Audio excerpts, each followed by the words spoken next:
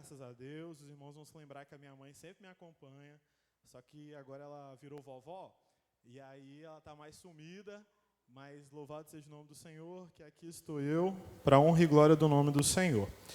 Eu convido os irmãos para abrirem vossas Bíblias no livro Carta aos Hebreus, capítulo de número 4. Interessante que hoje a gente falou muito sobre oração, sobre pedir, e o Senhor, durante essa semana, foi falando uns negócios meio assim comigo também, e a gente fica muito feliz quando há uma direção da parte de Deus para aquilo que a gente vai falar. Então, eu peço que você, em nome de Jesus, ouça com atenção, tenha misericórdia do irmão Mateus, por favor. Vamos lá? Hebreus capítulo 4, versículos 14 até o 16. Eu vou ler o 14, os irmãos leiam 15 e juntos nós vamos ler o versículo 16. Diz assim: visto que temos um grande sumo sacerdote, Jesus, Filho de Deus, que penetrou aos céus, retenhamos firmemente a nossa confissão. Porque não temos um sumo sacerdote, que eu li a parte dos irmãos, me perdoa. Versículo 15, a igreja. Porque não temos um sumo sacerdote que não possa compadecer-se das nossas fraquezas, porém, como nós, em tudo foi tentado, mas sem pecado. Todos, cheguemos, pois, com confiança ao trono da graça, para que possamos alcançar misericórdia e achar graça, a fim de sermos ajudados em tempo oportuno. E a igreja pode se assentar. Então eu externo a minha gratidão ao Arthur, ao Gesiel, a Elian, ao pastor dessa igreja, aos demais pastores, à igreja por estar aqui, e vamos ouvir a palavra do Senhor. Meus queridos irmãos, nós acabamos de ler alguns versículos do livro, que estão contidos no livro do Hebreus, que pertence ao Novo Testamento. É um livro que não possui uma certeza de quem o escreveu. A sua autoria até então é desconhecida, logo nós não sabemos quem foi o autor. Nós não sabemos quem o redigiu, porém, é um livro que passou pelo cânon sagrado, a sua canonicidade foi reconhecida pela igreja do período do cânon, e é um livro que tem abençoado a igreja de Cristo desde então. É bem verdade, enquanto o Gesiel estava falando sobre ele não saber quem foi que passou para ele a palavra, mas que ele recebeu a palavra, parece que acontece algo semelhante com Hebreus. Ninguém sabe quem escreveu, porque o Senhor de vez em quando ele faz umas coisas assim. Ele é o Deus que usa Davi, grande rei de Israel. É o Deus que usa Salomão, grande rei de Israel. Aí ele usa Amós, um pequeno homem. Aí ele vai usando as pessoas, e daqui a pouco ele usa alguém que não teve seu nome divulgado, que não foi reconhecido, que não foi aplaudido, mas ele não deixou de ser instrumento de Deus. Bendito seja o nome do Senhor. A data para a escrita deste livro está em torno do ano 60 e o ano 70 depois de Cristo. E essa estimativa vem porque, se percebermos no livro do Hebreus, ele menciona muito acerca dos judeus, muito acerca dos israelitas, de modo que, se fosse a partir do ano 70, os historiadores entendem que seria estranho se o autor não mencionasse a destruição do templo de Jerusalém, que aconteceu no ano 70. Então, estima-se que aconteceu antes do ano 70 e depois do ano 60. O texto que eu tomei para a nossa meditação está no capítulo de número 4, e tem o título dizendo: Cristo é superior aos sumos sacerdotes do antigo pacto. E aí a gente vai ver que os versículos que compõem, foram os versículos que nós lemos nesta noite, eles vão comprovar que Cristo é superior aos sacerdotes, aos sumos sacerdotes da antiga aliança. O texto inicia-se no versículo 14, com o escritor nos convidando a conservar a nossa confissão. Ele nos convida a estarmos firmemente mantendo a nossa declaração de fé em Jesus. E aí ele vai falar por que a gente pode verdadeiramente manter essa confiança, essa firmeza na fé em Cristo Jesus. Ele vai afirmar que Jesus, um grande sumo sacerdote, e é por causa disso que ele nos apresenta Jesus como alguém digno de confiança, alguém digno de verdadeiramente estarmos apegados, confirmando a nossa confissão que um dia fizemos diante de Deus, confirmando assim que Jesus é o Salvador, Ele é o único que pode salvar a humanidade perdida. Então, o escritor aos Hebreus, ele faz esse convite para que nós verdadeiramente continuássemos confessando Jesus como Salvador. E o detalhe é que era para fazer isso estando convicto, verdadeiramente, Jesus é o nosso Salvador. Não era simplesmente contar para alguém que Jesus é o Salvador, mas era falar com aquele sentimento de que eu sei do que eu estou falando, de que eu tenho convicção de que se não fosse Jesus, não teria solução para a minha vida. Se não fosse Jesus, há uma frase que diz assim, que para pecadores como nós, somente um Salvador como Jesus. Não tem como ser outro, tem que ser Jesus. E aí o escritor aos Hebreus, ele nos chama para que nós pudéssemos continuar firmes nessa verdade. E isso porque Jesus foi um sumo sacerdote. Ele foi alguém que ia diante de Deus, levando as ofertas de outras pessoas. Ele foi alguém em vida que ia diante de Deus apresentando as causas de outras pessoas. É bem verdade que os sacerdotes do Antigo Testamento iam diante de Deus. Então o que Jesus faz, ele está até então fazendo a mesma coisa que os sacerdotes faziam. Ele ia diante de Deus como um sacerdote.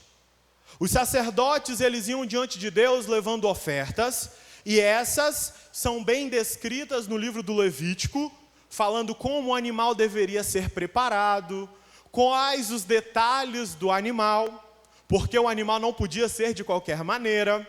A oferta que chegaria diante de Deus tinha que ser bem cuidada, bem preparada, e que assim se tornaria uma oferta de aroma agradável a Deus. Então, percebam que Jesus até então, como um sumo sacerdote, o dever dele seria ir diante de Deus e levar uma oferta. Só que o escritor vai dizer que ele não era apenas um sumo sacerdote, mas ele era um grande sumo sacerdote. Os outros sumos sacerdotes iam diante de Deus uma vez ao ano, entravam no Santo dos Santos e prestavam sacrifício ao Senhor. Era um sacrifício que era preparado por outra pessoa, que vinha, eles davam continuidade na preparação e assim ofereciam a Deus. Mas então Jesus vem.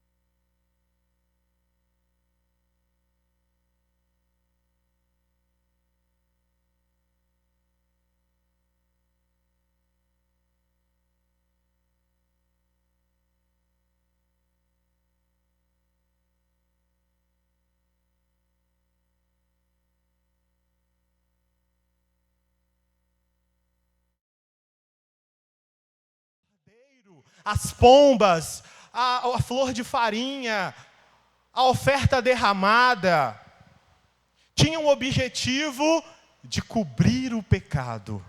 Tinham por objetivo tapar o homem que foi diante do sacerdote com a sua oferta.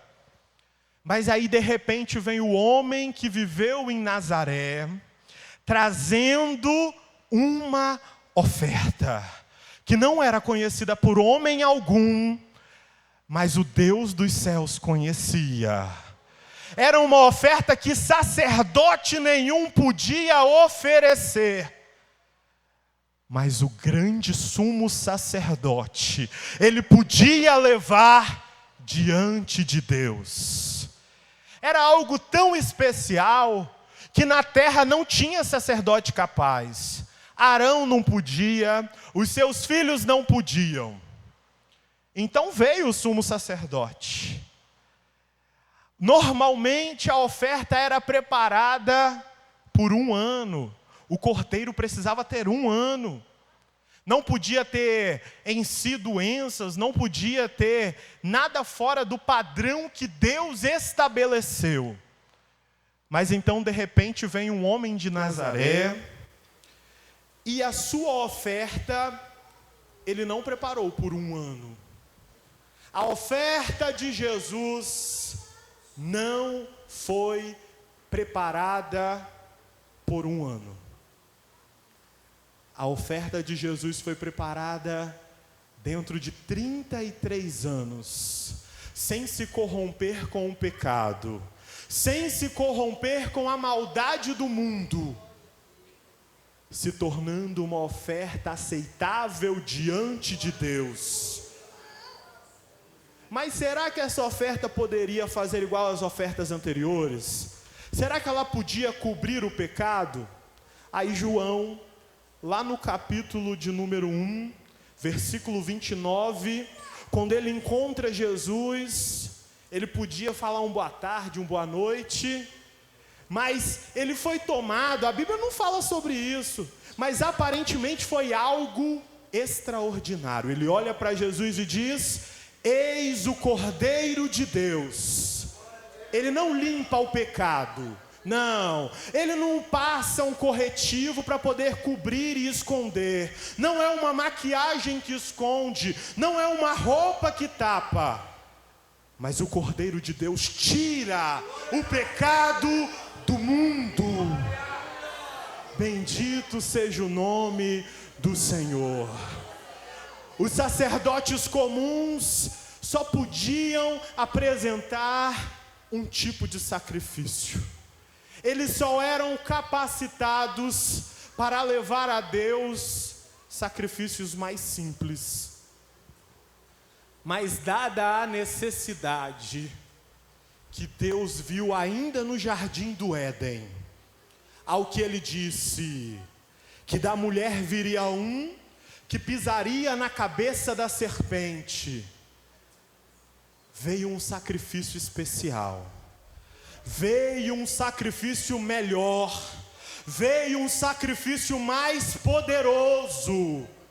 Quando alguém levava diante de Deus um sacrifício, normalmente o sacrifício era para si mesmo. Eu estou levando esse cordeiro aqui porque durante esse ano eu aprontei diante de Deus. Eu estou levando esse sacrifício aqui porque durante esse ano eu fiz algo que Deus não se agradou. Aí de repente vem Jesus, que não tinha culpa, não tinha necessidade de apresentar nada por si mesmo, mas ele traz um sacrifício que é eficaz, não apenas para ele, não apenas para a família dele, mas para toda a humanidade, para todo aquele que reconhecer Jesus como Salvador da sua vida. Bendito seja o nome do Senhor. Então o escritor aos Hebreus, ele nos convidou para verdadeiramente estarmos apegados a toda firmeza, com toda firmeza à fé que nós professamos. Porque Jesus é esse sumo sacerdote poderoso, grandioso, diferente dos demais. E é bem importante termos noção de que o escritor aos Hebreus, ele não deixa escapar que a diferença da firmeza da fé que nós temos não é com base naquilo que nós podemos fazer. Não tem a ver com aquilo que nós fazemos. O escritor aos Hebreus, ele deixa claro que essa confiança, que essa firmeza é totalmente ligada ao sumo sacerdote. É por causa dele, é por meio dele, e acima de tudo, é para a glória do nome dele. Louvado e bendito seja o Senhor.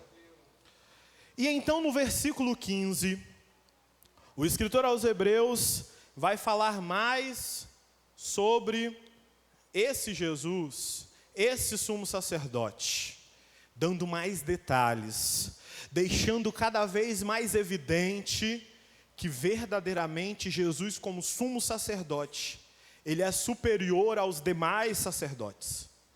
Ele vai dizer que nós não temos um sumo sacerdote que não possa se compadecer de nós. Uma vez que ele diz isso, ele está dizendo que o nosso sumo sacerdote, ele se compadece. Ele se coloca no nosso lugar. Ele entende os nossos sentimentos. Lá no livro de Mateus, capítulo de número 9, deixa eu ver se eu encontro onde é que eu anotei isso. Nós temos a menção de que Jesus, ele estava andando no meio da multidão, no meio do povo, pregando e curando toda sorte de doenças. E aí o escritor do livro de Mateus, ele vai deixar claro que Jesus não estava apenas pregando e curando. A Bíblia diz que ele também estava sentindo empatia pelas pessoas que ele estava vendo. Ele estava vendo a situação da humanidade. Ele estava vendo o homem perdido. Ele estava vendo o homem distante da comunhão com Deus. E ele sentiu empatia. Então o escritor aos Hebreus disse que ele se compadece. E o relato de Mateus comprova Jesus se compadecendo por nós. Ao que a Bíblia diz que Jesus vai nos ensinar ao que fazer diante da situação do mundo. Num primeiro momento, devemos pedir ao nosso Pai, que é o Senhor da seara, que envie trabalhadores. Que envie trabalhadores. Aí alguém vai lembrar, na minha tradução fala ceifeiros. E é uma bênção. Os ceifeiros são um tipo de trabalhador. Só que a maioria das traduções vão dizer que o Senhor Jesus ensina a pedir a Deus trabalhadores. O ceifeiro, ele vai lá nos campos que já estão brancos, estão prontos para colher e colhe. Louvado seja o nome de Deus pelo trabalho. Só que o Senhor Deus, ele precisa de alguém para irrigar a plantação, para cuidar da plantação, para que depois venha alguém para colher os frutos. Em nossos dias tem havido muitos ceifeiros. Em nossos dias tem aparecido muita gente querendo ganhar almas. Mas poucos têm sido os que querem cuidar das almas. Poucos têm sido os que querem adubar as almas. E o Senhor nos ensina a chamar trabalhadores. O Cordeiro de Deus, que tira o pecado do mundo, não era qualquer sacrifício, e por isso não podia ser oferecido por qualquer sacerdote.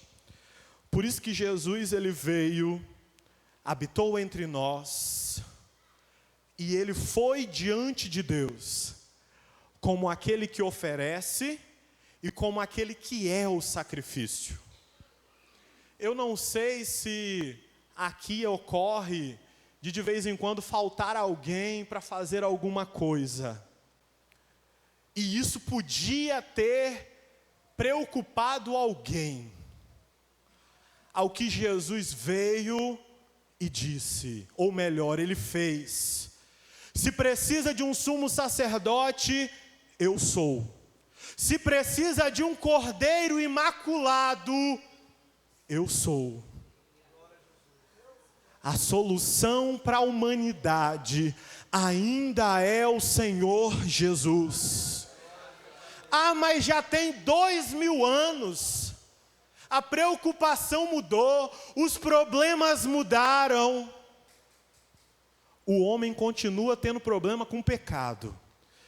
E enquanto Jesus esteve na terra, ele quis demonstrar que o maior problema do homem ainda era o pecado.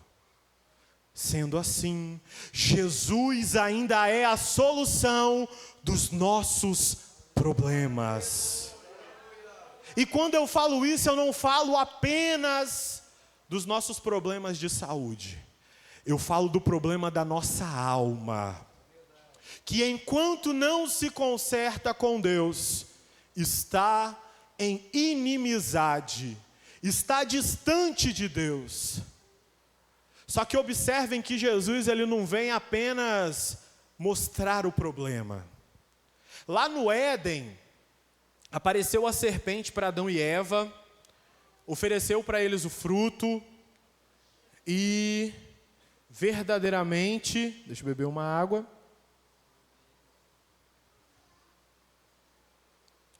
Ela vai apresentar para Adão e Eva que eles estavam nus e que isso não era legal.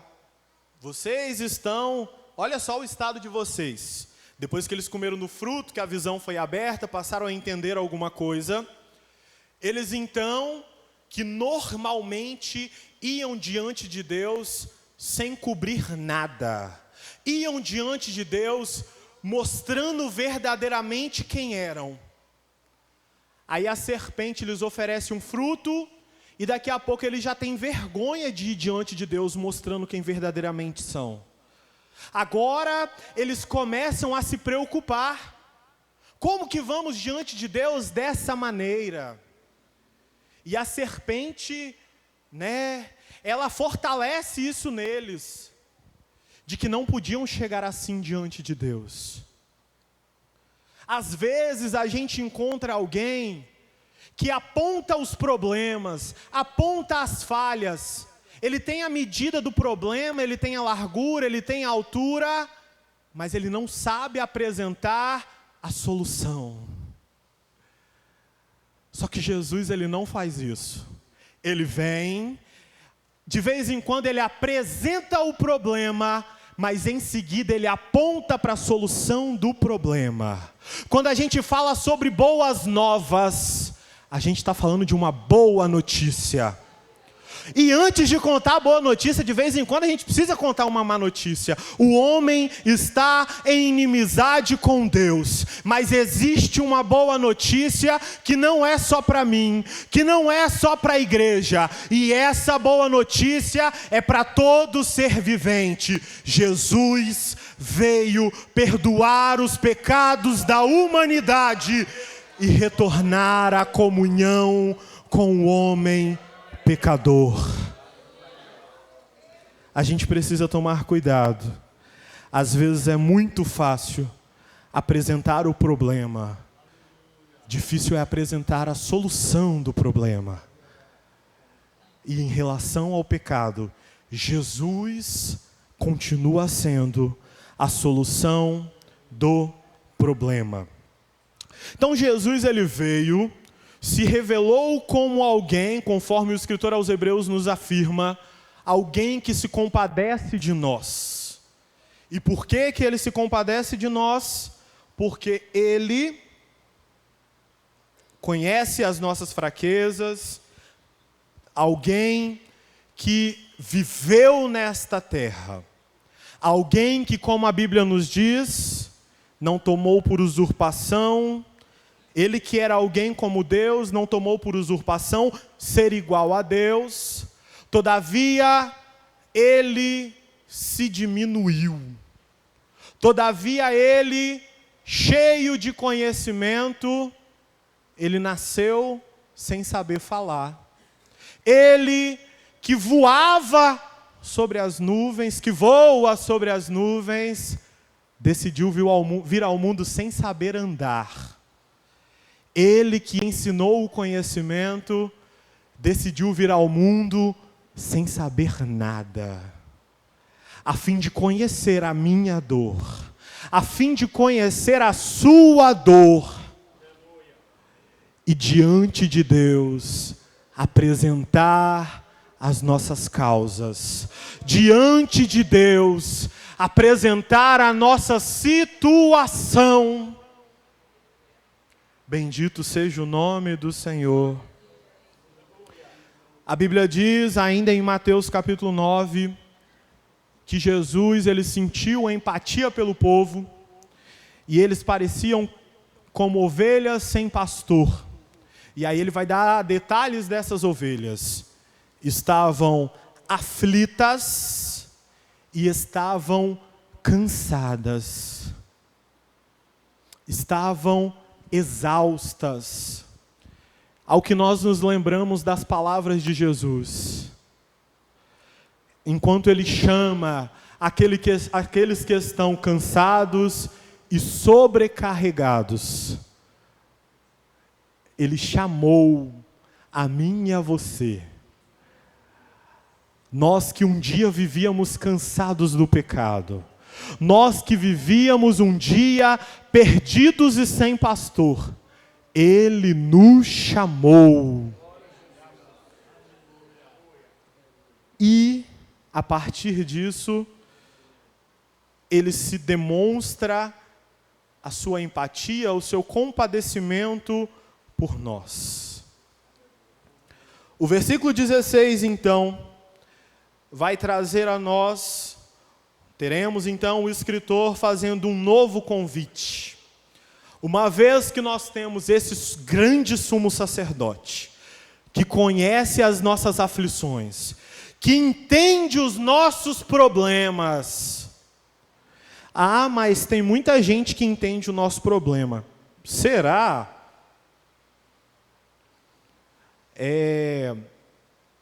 A minha irmã, como eu mencionei, ela ganhou neném há poucos dias e numa segunda-feira ela foi ao médico, informou que não estava se sentindo bem, a pressão subindo. E aí ela falou com o médico, estou desse jeito.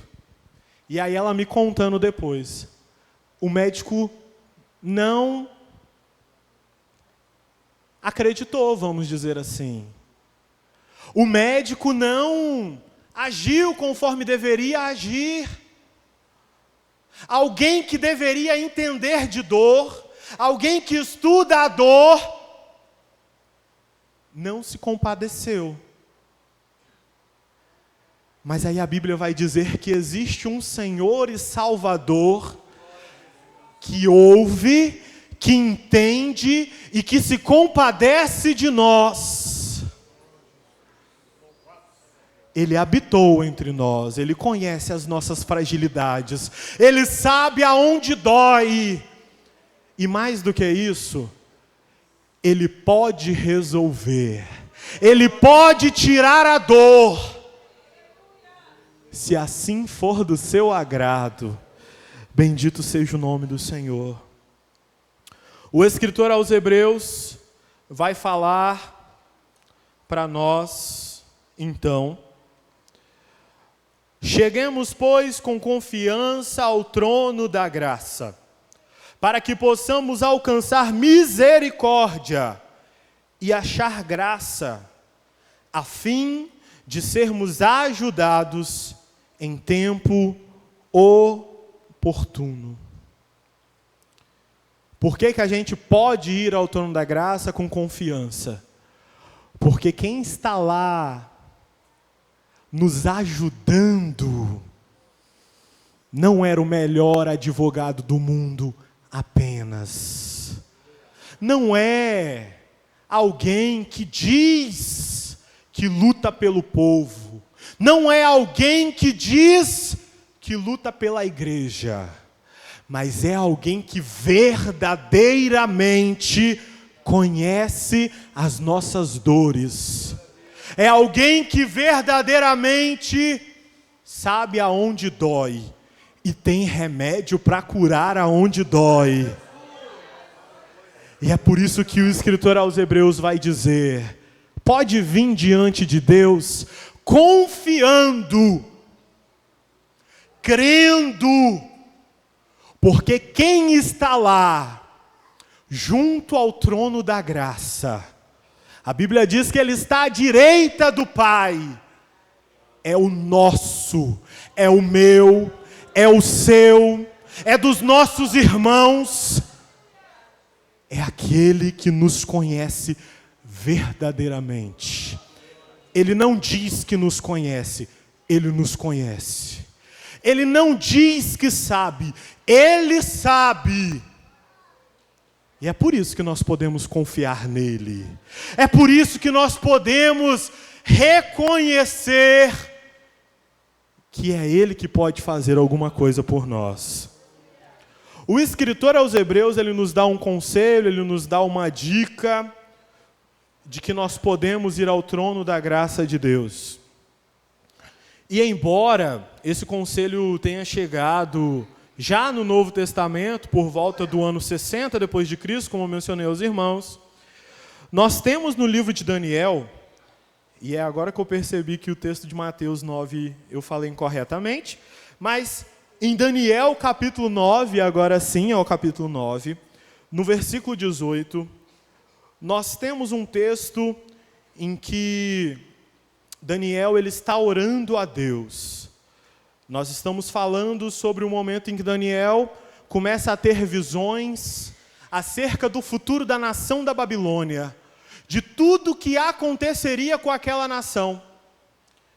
E aí a Bíblia vai dizer que ele não entendeu. Ele viu coisas maravilhosas diante de Deus, porém ele não entendeu no primeiro momento. Ao que Deus envia um anjo, interpreta para ele, e aí ele fica aterrorizado com aquilo que Deus disse que faria à nação babilônica.